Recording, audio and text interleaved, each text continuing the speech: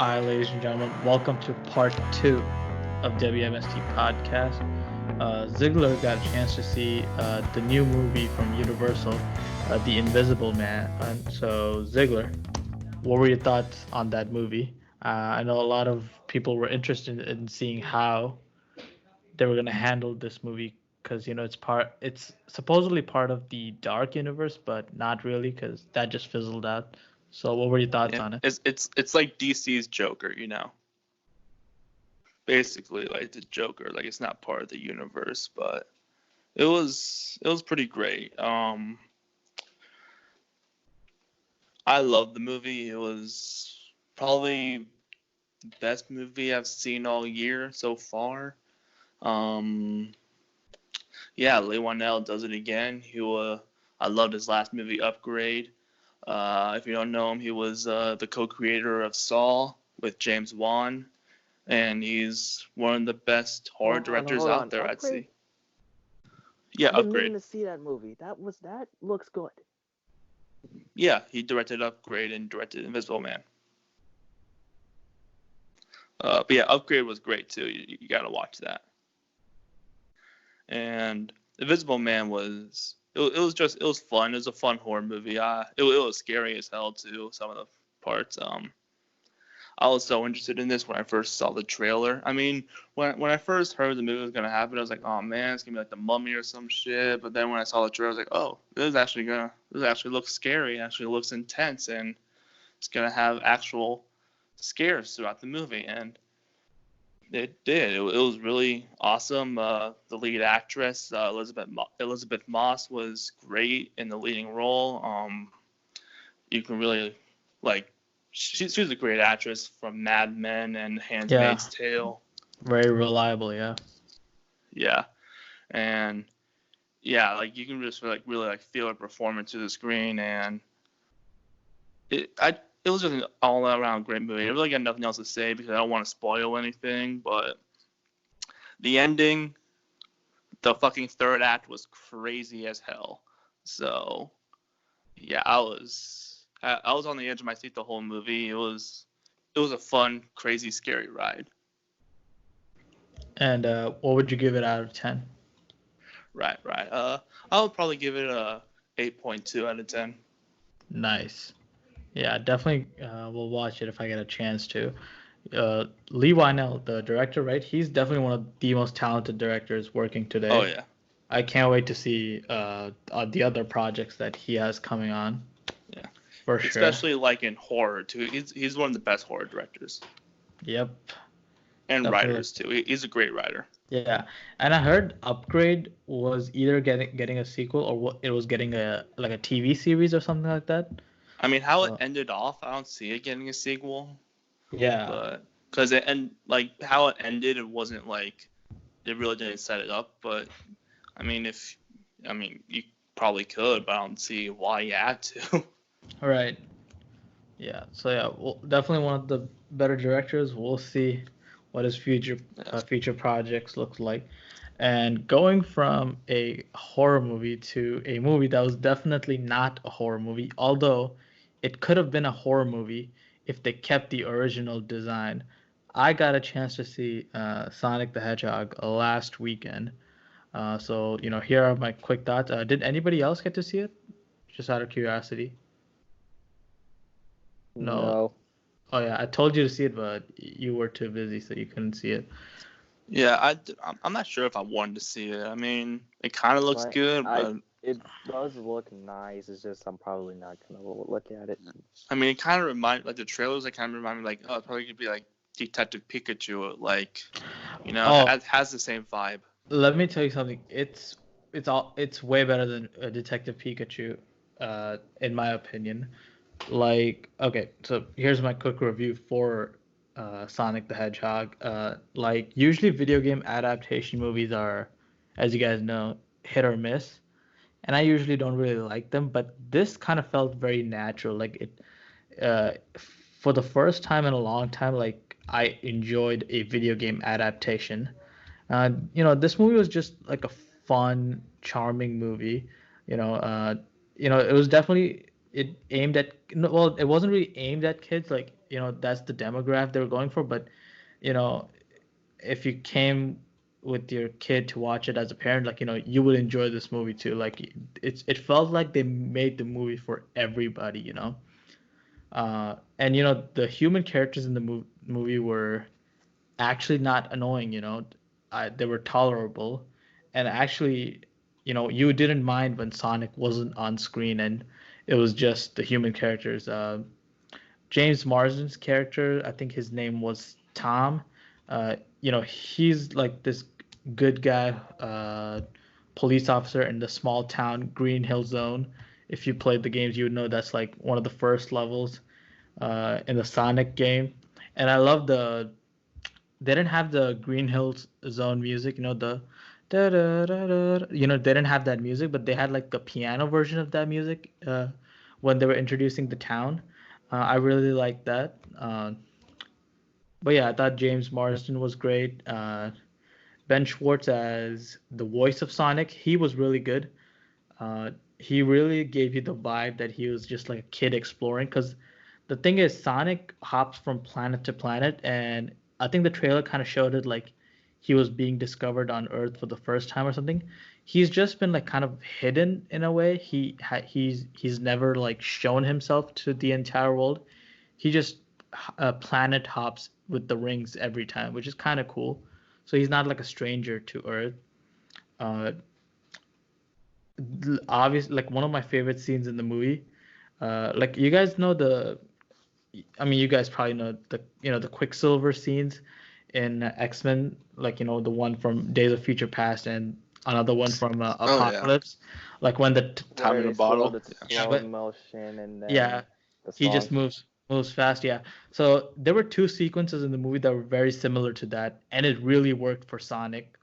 Like there was this bar brawl with Sonic, and he went slow mo, and he did all these things, and then when time went back to normal, you saw all the domino effects. It was really fun. Like that was one of the coolest sequences in my opinion. And the action scenes were actually surprisingly, they weren't action scenes, but they were like chase scenes because Sonic is fast. Most of the time, people are chasing him, or he's running away from something, and CGI just looks really awesome. When it comes to that, and Jim Carrey as Dr. Robotnik, like this is the best Jim Carrey performance in a long time. And this is in movies at least. I know he's in a show called Kidding. That's a really good show. But yeah, his performance was really awesome. Like you just got the sense that this man is just evil. Like he doesn't care, and his performance was just funny. Like it was in the trailer, but there was a sequence where he just danced to this like hippie music. It was just funny, and it was so Jim Carrey, so like cartoonish, so out there. It just completely worked. Everything that's like kind of what I got from the movie. Like everything worked. Like there was no point in the movie where I was bored or didn't like. Everything was great. I think Jeff Fowler did a really good job understanding the source material. And there were some really heartfelt moments too. And the final scene where like Sonic, in the ending of the movie, like Sonic like powered up. He didn't quite become the gold Sonic we know from the games, but he became like this like uh, mega powered Super Saiyan kind of Sonic with like his blue lighting all shining and stuff. I That think, is supersonic. but yeah, I think that is Super Sonic, but it's not like the gold Sonic. The gold version of Sonic. They didn't quite go there. Probably saving it for the sequel, to be honest. But yeah, when he powered up, that was super cool. And yeah, I was definitely pleased by this movie. It was really enjoyable. And they definitely set up the sequel. If you watch the movie, make sure y'all stay for the two mid-credit scenes they have. Uh, I don't know if I should spoil this or not. Actually, you know what? I'm not gonna spoil it. Like, if you're a fan of the games, you definitely want to stick around for the mid-credit scenes and see uh, how they kind of set up the sequel, maybe, because I really hope this gets a sequel. Uh, it would be cool to see them introduce the other characters from Sonic lore, maybe even some other Sega characters. Some people even talk about like a crossover between Pikachu and Sonic, something like Sonic v Pikachu. I'm sold. That actually is a thing, and the less said about that, the better. It's called Sonichu. Well, maybe they could do a movie version where they Wait, combine. no, that's not a thing. That should not be a thing. That's not a real That is thing. one of the That's most not a real thing. infamous That's not a things real thing. in history, in internet lore history. That's Uh, jumping down a rabbit hole that you do not want to jump down.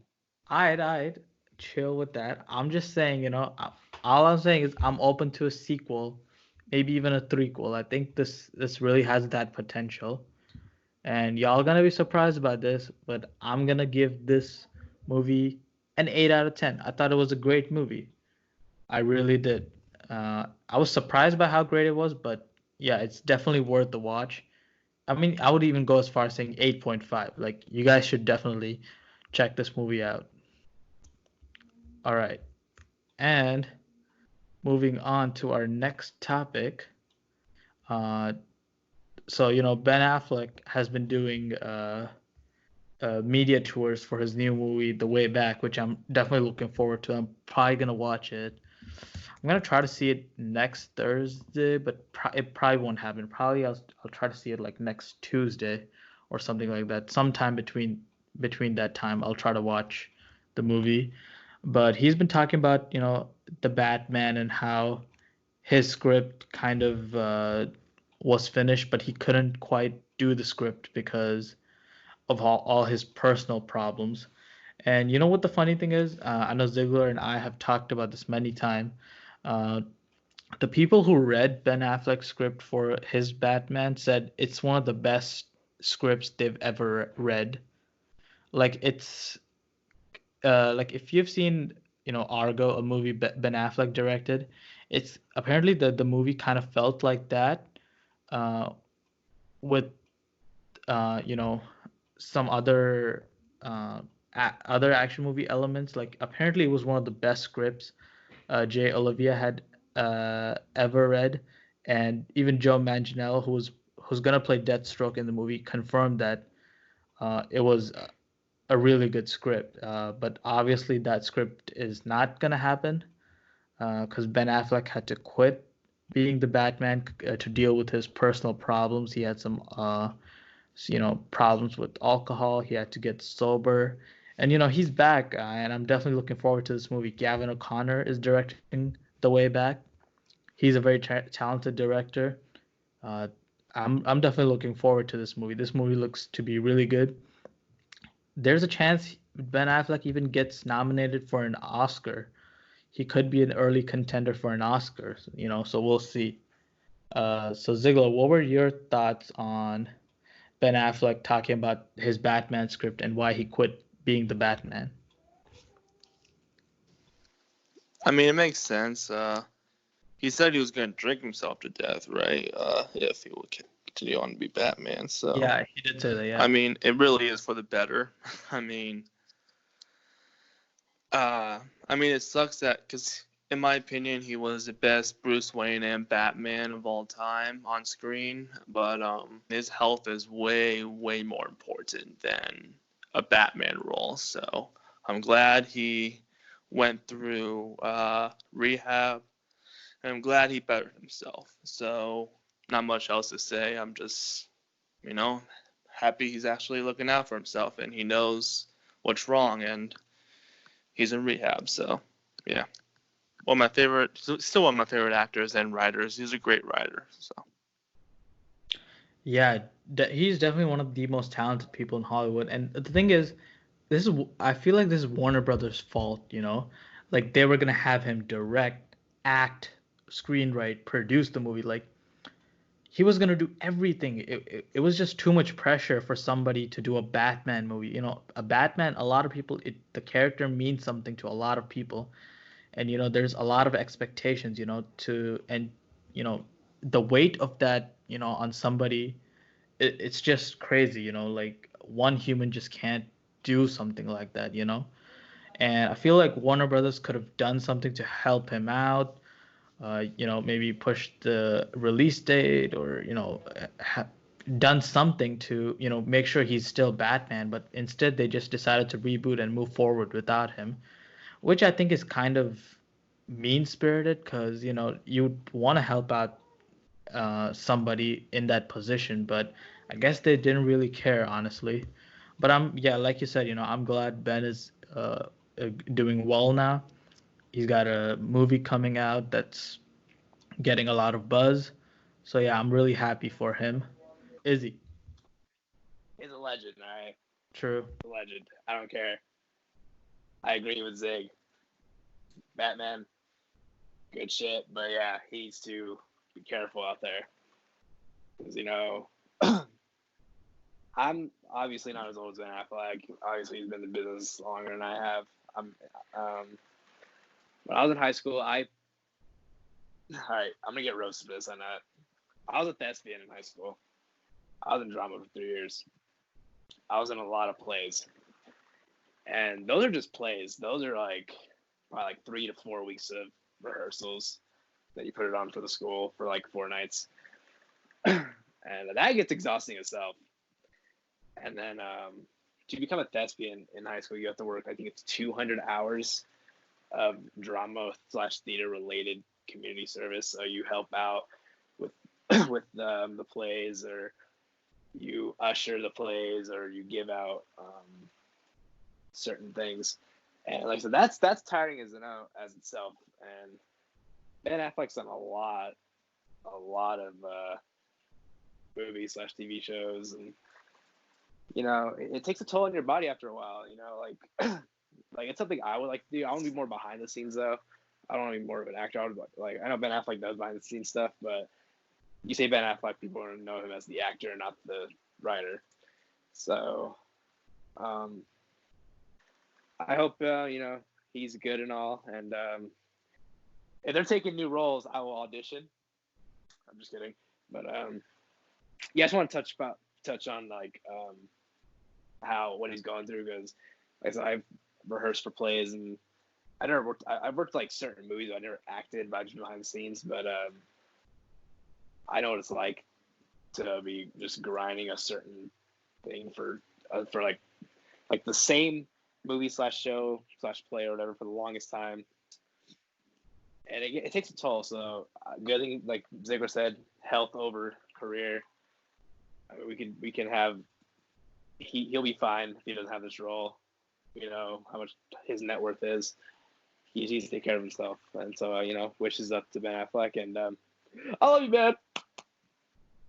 Is he out?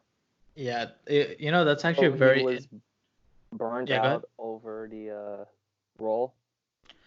I think so, because he was going through a lot of personal demons too. Like, you know, he was going through a divorce. He was having problems with, you know, alcohol and stuff. Like he was going to rehab and stuff. So there was a lot on his shoulders at that point. But he's way better now, obviously. So yeah, and I hope yeah, go he ahead. is still in a good place because of this. It's because of all of that he went through. A lot of people a lot of people don't really like the Affleck Batman role. Maybe that's probably one of the reasons why it's such a polarizing role. Speak for yourself. True. I mean, I don't know about His the Batman nor and Bruce Wayne was so good. yeah, I'm gonna but stick a pole up your ass, dog.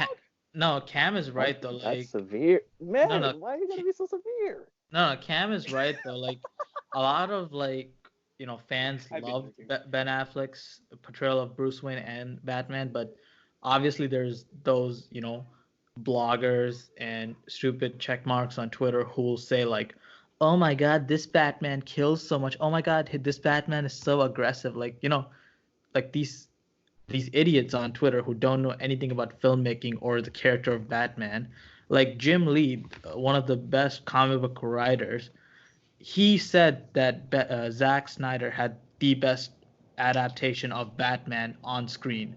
So you're gonna tell me a blogger is gonna determine how good of a Batman he is? I don't think so. Also, his Batman was based on the Dark Knight Returns series. So One of the best comics, exactly. yeah, and one of the best comics. And Batman, guess what? He kills the Joker in that movie. I mean that book. He kills a lot of people in the Dark Knight Returns series. So Yeah, and plus, I don't think. Here's the thing, right? This Batman doesn't really care about that no-kill moral code anymore. This Batman has been through it, man. He went through one of his Robins dying. He went through 20 years of fighting crime in Gotham. You know, this Batman is basically at his Logan point of his life. You know, he's not that young year one, year two Batman anymore, and a lot of people don't get that. But us fans, we do, and we're glad that we got to see it at least once. You know. yeah, he's not like Christian Bale year one or But Robert Pattinson's gonna be like year 2 or 3, so that should be fun. I can't wait for Pattinson's Batman though. Oh yeah, I'm definitely looking forward to Pattinson's. Because you don't have to criticize one to just uplift one. You know, you can appreciate both Batman, and I think I'm definitely looking forward to Pattinson, see what he brings to the role. I appreciate all the Batmans. All the Batmans were good. Yeah, except for George Clooney and Val Kilmer. I mean, Val Kilmer's Bruce Wayne was pretty good, but okay. I don't think his Batman was okay. Yeah. We're not gonna talk about Christian Bale's over excessive deep voice. To be honest, I kind of liked his voice in Batman Begins. He's so extra, bro. Like he acted like there was like a cigarette like stuck in his Adam's apple. Okay, I feel like it got. Where are they? He'd be better off playing as a monster. Like look, it definitely got worse every movie, but I think it was better in Batman Begins. But it just got like, I think he was having a hard time doing that voice. Okay, Syed, I want you to watch The Dark Knight again and watch the interrogation scene one more time and really listen to how he talks. That is the funniest shit you'll ever watch. Like even though I love that interrogation scene, it's like his voice when he's screaming at him, so extra. Also, when he throws him across the table. Also, when he's when he's just talking to him calmly, like you're a piece of trash or whatever like that. Like, you're a piece of trash who kills people for money or whatever. He's like, tell me. He's like, the Joker's like,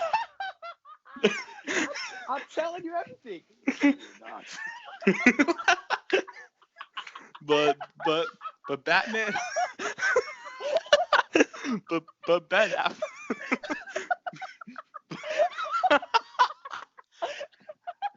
We're gonna need a minute. We're gonna need a minute, folks. Take your time. Get it all. Oh my.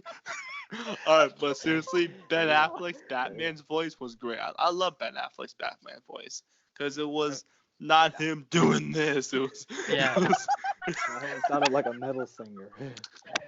Just look at it was like a voice modifier. It was better. Yeah, I mean, Zack Snyder is a genius. He just had a voice modulator on him. That's it. That's all he has to do. I kind of hope they do that in Matt Reeves' Batman, but we'll see. Yeah, that seems like an easy solution, like no duh kind of thing. He was so extra. You're a murderer. You kills people for money. You're garbage. You're my parents. I'm Batman. Why'd you talk so deep, bro? Why does he do that? And that's where we're gonna end it. Hey everyone, hope you enjoyed that video and make sure to like, share, and subscribe. And click on the channel to check out some more awesome videos like our movie and wrestling debates and our interviews with people like the Wrestling Classic and Jordan Jomo from the IGWC. And we are definitely looking into delivering you all some more content in the near future, so definitely be on the lookout for that. And thank you for your support.